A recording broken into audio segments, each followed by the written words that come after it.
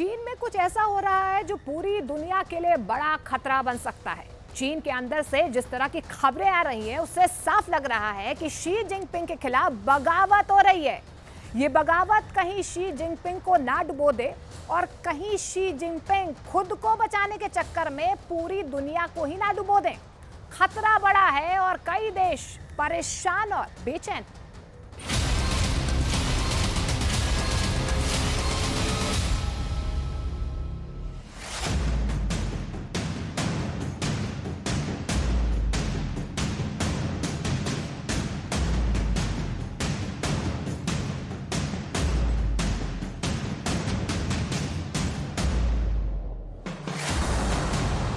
चीन में हाल ऐसा है मानो शी जिनपिंग तलवार से अपने ही कमांडरों का सिर उतार रहे हों।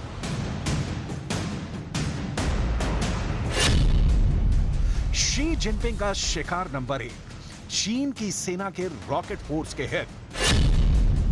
शी जिनपिंग का शिकार नंबर 2 चीन की सेना के रॉकेट फोर्स के डिप्टी हेड।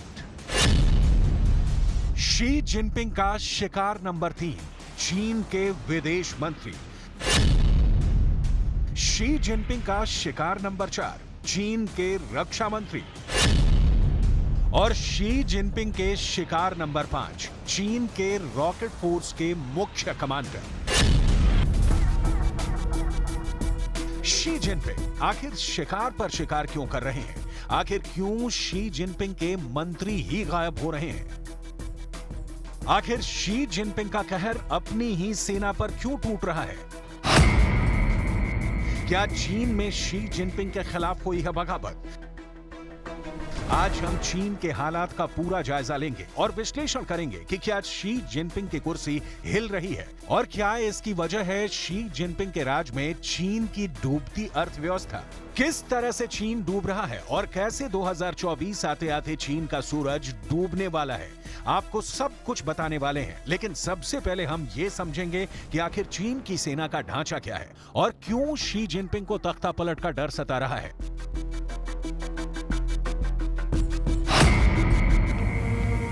चीन की सेना पहले 5 हिस्सों में बटी है। पहला थल सेना, दूसरा जल सेना, तीसरा वायु सेना, चौथा रॉकेट फोर्स और पांचवा strategic support force. Xi Jinping को शक रॉकेट फोर्स के हेड ली योचाओ पर हुआ, लेकिन शी जिनपिंग ने बेहद शातिराना तरीके से पहले एक्शन चिन गांग पर लिया, जो चीन के विदेश मंत्री थे।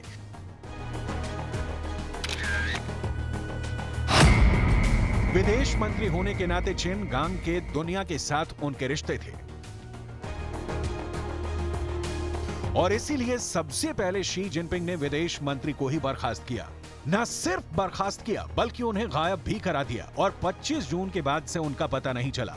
और चीन के विदेश मंत्री के बाद शी जिनपिंग ने रॉकेट फोर्स के अंदर कमांडरों का सफाया शुरू कर दिया। चीन की रॉकेट फोर्स इसलिए ताकतवर है क्योंकि उसके पास चीन के परमाणु हथियारों के जखीरे का पूरा कंट्रोल है। लिहाजा डरे हुए शी जिनपिंग ने फौरन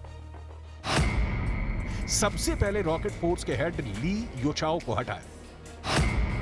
इसके बाद रॉकेट फोर्स के डिप्टी हेड लियू गुआंग गबिन को हटा दिया और फिर रॉकेट फोर्स के अंदर मौजूद रॉकेट फोर्स के हेड के करीबी कमांडरों को भी हटा दिया।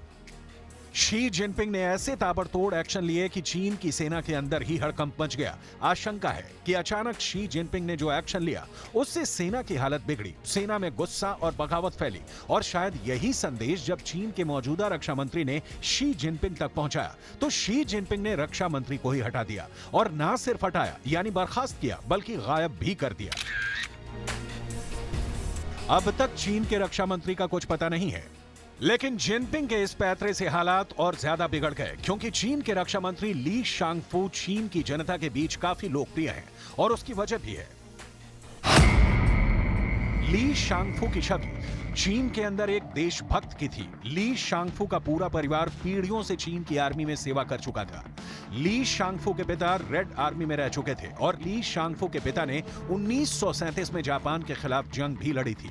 चीन के रक्षा मंत्री ली शांगफू 1950 से 1970 के दशक में तिब्बत के सीमावर्ती क्षेत्रों में सैन्य अधिकारी के तौर पर भी तैनात किए गए थे। ली शांगफू चीन के कोई आम लीडर नहीं थे। वो शी जिनपिंग के काफी ज्यादा करीबी थे और चीन में इतने ताकतवर थे कि रूस के राष्ट्रपति पुतिन से भी मुलाकात कर चुके थे, रूस के रक्षा मंत्री शोइगु से भी मुलाकात कर चुके थे और बेलारूस के राष्ट्रपति लुकाशेंको से भी मिल चुके थे। लेकिन अचानक ली शांगफू लापता हो गए और 2 हफ्ते बीतने के बाद भी उनका कुछ पता नहीं चल रहा है। बड़ी बात यह है कि जब चीन के रक्षा मंत्री लापता हुए तब शी जिनपिंग ने चीन के उत्तर पूर्वी क्षेत्र में सेना का निरीक्षण किया और ये डर जताया कि जंग हो सकती है, सेना एक साथ रहे और सेना में एकजुटता बनी रहे। अब यहीं से शक और सवाल पैदा हुआ कि क्या शी जिनपिंग की सेना में भी कोई बगावत चल रही है। शी जिनपिंग ने अपनी सेना के अधिकारियों के साथ एक मीटिंग की और ये कहा कि सभी हर वक्त युद्ध के लिए अलर्ट मोड पर रहें। आखिर सेना को तैयार रहने का संदेश देने के पीछे शी जिनपिंग का मकसद क्या है? चीन के विदेश मंत्री और चीन के रक्षा मंत्री का गायब होना बहुत बड़ी बात है। चीन के विदेश मंत्री के पास दुनिया के साथ डील करने की पावर थी और रक्षा मंत्री के पास चीन की पूरी सेना और वफादार अफसरों की पूरी फौज भी थी। शी जिनपिंग को जिस नेता से जरा भी डर महसूस होता है वो उसे फौरन साइडलाइन कर देते हैं, लेकिन चीन में साइडलाइन का मतलब अब गायब होना हो चुका है।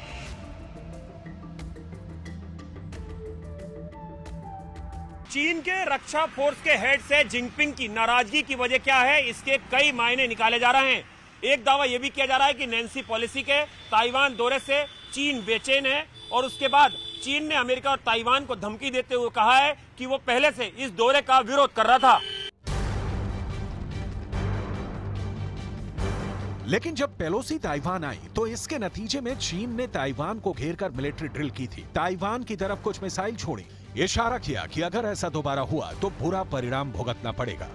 इन मिसाइलों के दागे जाने के बाद चीन की सेना पीएलए की मैगजीन में चीन की रॉकेट यूनिट की जमकर तारीफ हुई।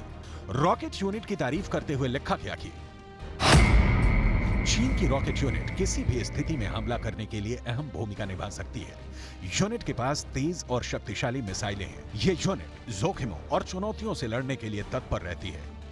ये तारीफें इसलिए हुई क्योंकि रॉकेट फोर्स के हेड जनरल ली योचाओ ने तब बेहतरीन काम किया था। साल 2022 की शुरुआत में उनको रॉकेट फोर्स दी गई और सिर्फ 7 महीने के अंदर ही उन्होंने काफी मेहनत की। रॉकेट फोर्स के हेड ली योचाओ साल 1980 में सेना में शामिल हुए थे। वो मार्च 2015 से अप्रैल 2020 तक अलग अलग बेस के कमांडर रहे। अप्रैल 2020 में ली योचाओ को रॉकेट फोर्स का चीफ ऑफ स्टाफ बना दिया गया। फिर प्रमोशन के बाद जनवरी 2022 में ली योचाओ यूनिट के कमांडर बना दिए गए। चीन की सेना में अगर एक पत्ता भी हिलता है तो वो जिनपिंग की मर्जी से हिलता है। यानी ली योचाओ का प्रमोशन भी शी जिनपिंग की मर्जी से ही हुआ था। कैसे, जरा समझिए। चीन में वन पार्टी सिस्टम है। चीन में एक ही पार्टी है जिसका नाम है सीसीपी। सीसीपी के 10 करोड़ कार्यकर्ता हैं। शी जिनपिंग चीन की पार्टी सीसीपी के जनरल सेक्रेटरी हैं। जनरल सेक्रेटरी का पद ही यहां पार्टी का सबसे बड़ा पद है। इसके बाद शी जिनपिंग ही चीन के राष्ट्रपति भी बन गए और फिर जिनपिंग ने सीएमसी यानी सेंट्रल मिलिट्री कमीशन के चेयरमैन के पद पर भी कब्जा कर लिया और इसी सीएमसी के तहत ही चीन की सेना भी काम करती है। यानी चीन की पूरी सेना के सबसे बड़े कमांडर शी जिनपिंग ही हैं और शी जिनपिंग ने ही ली योचाओ को रॉकेट फोर्स का हेड बनाया था। लेकिन एक दिन अचानक ली योचाओ गायब करवा दिए गए क्योंकि उनकी तारीफ सेना के अंदर शुरू हो चुकी थी और शी जिनपिंग नहीं चाहते थे कि चीन में उनके अलावा किसी और की तारीफ हो। तानाशाही का पहला वसूल यही है। जनता के बीच लोकप्रिय नेताओं का दमन जरूरी है और दमन के लिए शी जिनपिंग के पास बहुत ही अच्छा हथियार है, भ्रष्टाचार के आरोप। शी जिनपिंग की सरकार ने रॉकेट फोर्स के हेड पर आरोप यह लगाया कि उन्होंने न सिर्फ खुफिया जानकारियां साझा की बल्कि भ्रष्टाचार भी किया। लेकिन रॉकेट फोर्स के हेड के गायब होने की खबर ने सुर्खियां उस वक्त बटोरी जब चीन के विदेश मंत्री भी लापता हो गए। चीन के रॉकेट फोर्स के हेड के गायब होने से पहले पूर्व चाइनीज लेफ्टिनेंट कर्नल याओ चेंग ने 29 जून को ट्वीट किया था कि रिपोर्टों से पता चलता है कि चीन की रॉकेट फोर्स के हेड ली योचाओ का बेटा अमेरिका में पढ़ रहा है। आशंका है उसने चीन के खुफिया सैन्य रहस्य बेच दिए हैं। शी जिनपिंग ने नवंबर 2012 में जब कम्युनिस्ट पार्टी ऑफ चाइना के जनरल सेक्रेटरी का पद संभाला तो उन्होंने बतौर जनरल सेक्रेटरी पहला भाषण दिया जिसमें कहा कि ये कटल सत्य है कि अगर भ्रष्टाचार पर लगाम नहीं लगाई गई तो पार्टी और स्टेट का समूल नाश हो जाएगा। हमें सजग रहना होगा। जनवरी 2013 में शी जिनपिंग का एक और संबोधन चर्चा में आया, जिसमें उन्होंने दावा किया कि बड़ी और छोटी मछलियों से एक साथ निपटेंगे। उनका इशारा पार्टी के ताकतवर नेताओं और लोकल लेवल पर काम करने वाले छोटे अधिकारियों से था। अगर किसी पर भ्रष्टाचार के आरोप हैं, तो उसे सजा देना एक बात है, लेकिन चीन में भ्रष्टाचार के हथियार का उपयोग अमीर और प्रभावशाली लोगों को ठिकाने लगाने के लिए हो रहा है। चीन में रॉकेट यूनिट के एक अधिकारी की मौत जिस तरह हुई, वो चौंकाने वाला मामला है। वू गुओ हुआ चीन की रॉकेट यूनिट में डिप्टी कमांडर थे। 6 जून की उनकी रहस्यमय परिस्थितियों में मौत की खबर आई। पीएलए ने उनकी मौत की वजह सेरेब्रल हैमरेज बताई, लेकिन असल में उनकी मौत कैसे हुई, इसकी सही वजह सामने नहीं आई। ये भी कहा गया कि चीन की सरकार मौत की खबर को दबा रही है। इन घटनाओं से चीन की सेना के अंदर चल रही हलचल का अंदाजा लगता है, लेकिन चीन में लोगों के गायब होने का एक पूरा इतिहास रहा है। चीन के पूर्व राष्ट्रपति हू जिनताओ भी गायब हो चुके हैं। चीन के उद्योगपति भी गायब हो चुके हैं। चीन के सरकारी अधिकारी भी गायब हो चुके हैं। चीन की एक्ट्रेस भी गायब हो चुकी हैं। चीन की टेनिस प्लेयर भी गायब हो चुके हैं। चीन की एक सोशल मीडिया स्टार भी गायब हो चुके हैं। आखिर चीन के बड़े-बड़े सेलिब्रिटीज को गायब किसने किया? ऐसा नहीं है कि चीन के ये सेलिब्रिटी एक बार गायब हो जाने के बाद दोबारा नजर ही नहीं आए। नजर आए, कई महीनों बाद नजर आए, लेकिन उनमें वो पहले वाली बात नहीं रही। ऐसा लगा कि उनका पूरा व्यक्तित्व ही बदल गया और वो एक रोबोट की तरह व्यवहार करने लगे, जैसा शी जिनपिंग चाहते थे। आखिर ये शी जिनपिंग का कैसा चक्रव्यूह है? आखिर ये शी जिनपिंग की कौन सी प्रयोगशाला है जहां शी जिनपिंग जैसा चाहें वैसा करते हैं, अपनी मनमर्जी चलाते हैं और अपने विरोधियों के दिमाग को पूरी तरह से बदल कर रख देते हैं, दिमाग का ब्रेन वॉश कर देते हैं या फिर पूरा इंसान ही बदल कर रख देते हैं। आखिर चीन के ताकतवर लोगों को अपना स्वाभिमान बनाने की ये जिनपिंग की कैसी चाल है? 2013 में चीन की कमान संभालने के बाद जिनपिंग के राज में लोगों के गायब होने की घटनाएं बढ़ी। साल 2018 के जुलाई महीने में चीन की मेगा स्टार हीरोइन फैन बिंगबिंग अचानक सोशल मीडिया और सार्वजनिक कार्यक्रमों से गायब हो गई। फिर अफवाह ये फैल गई कि वो चीन से भाग गई है या घर में नजरबंद है। बाद में जानकारी मिली कि कार चोरी के इल्जाम में उन पर 883 मिलियन युआन का जुर्माना लगा है। इसके बाद 1 साल तक वो गायब रहे और 1 साल तक कहां थी, ये आज भी एक रहस्य है। ठीक इसी तरह चीन की सोशल मीडिया स्टार और चीन के एक्टर झाओ वेई अगस्त में अचानक सोशल मीडिया से गायब हो गए। चीन की सरकार ने सोशल मीडिया से भी झाओ को ब्लैकलिस्ट कर दिया। झाओ को लोकप्रिय स्ट्रीमिंग साइटों से भी हटा दिया गया था। अफवाह फैल गई कि झाओ अपने पति के साथ फ्रांस भाग गई, जहां उनका एक अंगूर का बाग है। बाद में पता चला कि जिनपिंग ने इसलिए उनको सोशल मीडिया से गायब कर दिया क्योंकि वो चीन में पॉप कल्चर को प्रमोट कर रही थी।